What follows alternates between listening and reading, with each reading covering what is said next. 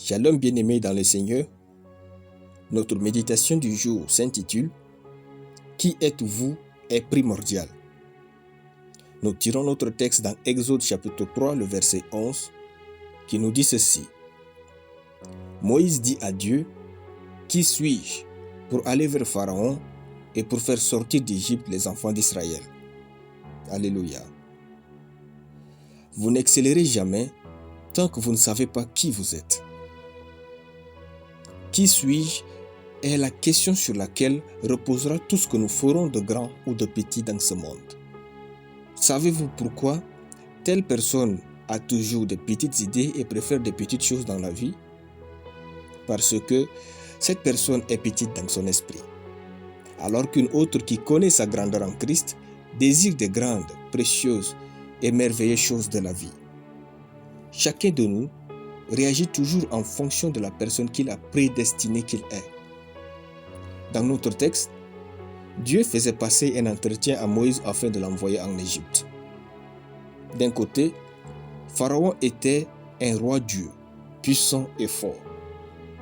D'un autre, Moïse, âgé de 80 ans et berger, était bègue et fugitif.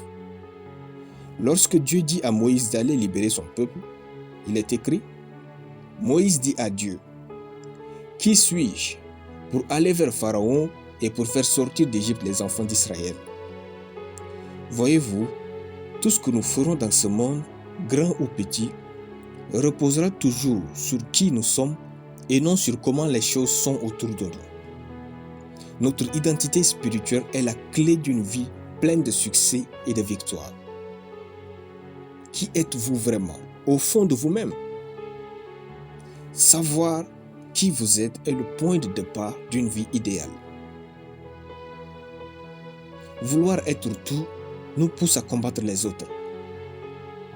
Quand nous savons qui nous sommes, nous cessons de combattre les autres.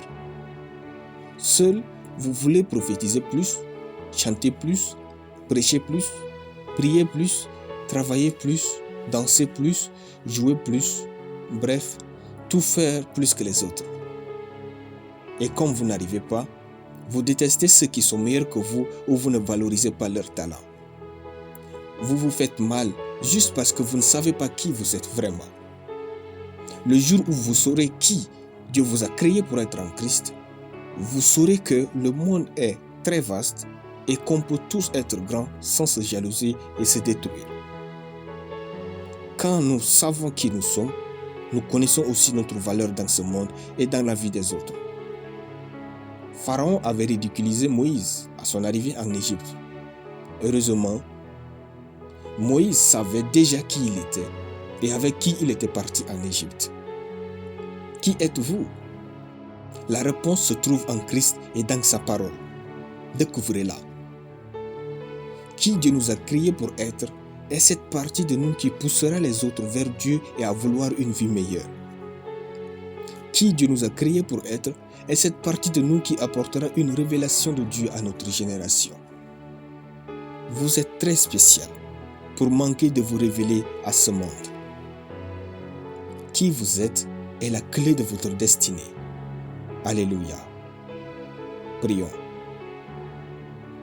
Merci tendre Père de m'avoir fait grand, unique et spécial, merveilleux et rayonnant en Christ.